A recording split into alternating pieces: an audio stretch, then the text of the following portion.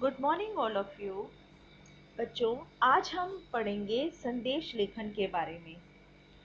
तो सबसे पहले मैं शुरुआत करती हूँ, संदेश लेखन क्या है, संदेश लेखन का अर्थ क्या है।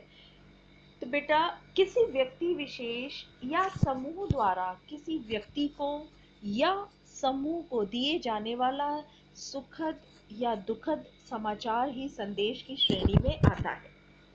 अब हम देखते हैं कि संदेश लेखन यानी कि इसकी परिभाषा क्या है। वह कथन या बात जो लिखित या मौखिक रूप से एक व्यक्ति के द्वारा किसी दूसरे व्यक्ति तक पहुंचाई गई हो, उसे संदेश कहा जाता है। ठीक है।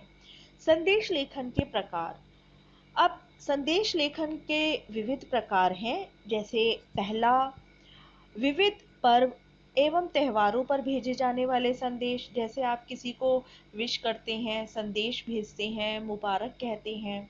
ये सारे त्योहारों और विविध पर्वों पर भेजे जाने वाले संदेश होते हैं। अब उदाहरण तौर पर दिवाली पर भेजने जाने वाला संदेश, होली या ईद पर भेजे जाने वाला संदेश होता है। दूसरा होता है विभिन्न दिवस पर भेजे जाने वाले संदेश। अब जैसे महिला दिवस की शुभकामना का संदेश आपने भेजा, बाल दिवस की, योग दिवस आदि के अवसरों पर आपने संदेश भेजा। तीसरा आता है सामाजिक अवसरों पर भेजे जाने वाले संदेश।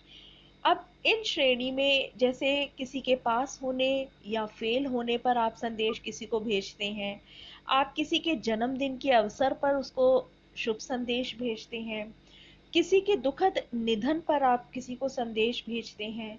तो तीसरा आपका सामाजिक अवसरों पर भेजे जाने वाला संदेश हो गया। पांचवा आपका आता है व्यक्तिगत रूप से भेजे जाने वाले संदेश, शुभ कामना संदेश आदि होते हैं। छठा आपका आता है राष्ट्रीय संदेश। अब जैसे आजकल का दौर चल रहा है कोरोना महामारी का, तो कोरोना जैसी महामारी पर भेजे जाने वाला संदेश होता है। भूकंप या अन्य आपदाओं से संबंधित संदेश होते हैं। अब जैसे कहीं भूकंप आ गया, उसके लिए आपने कोई संदेश भेजा, बाढ़ आ गई, उसके संदर्भ में आपने किसी को संदेश भेजा। तो ये सारे संदेश जो हैं वो संदेश लेखन के प्रकार में आते हैं।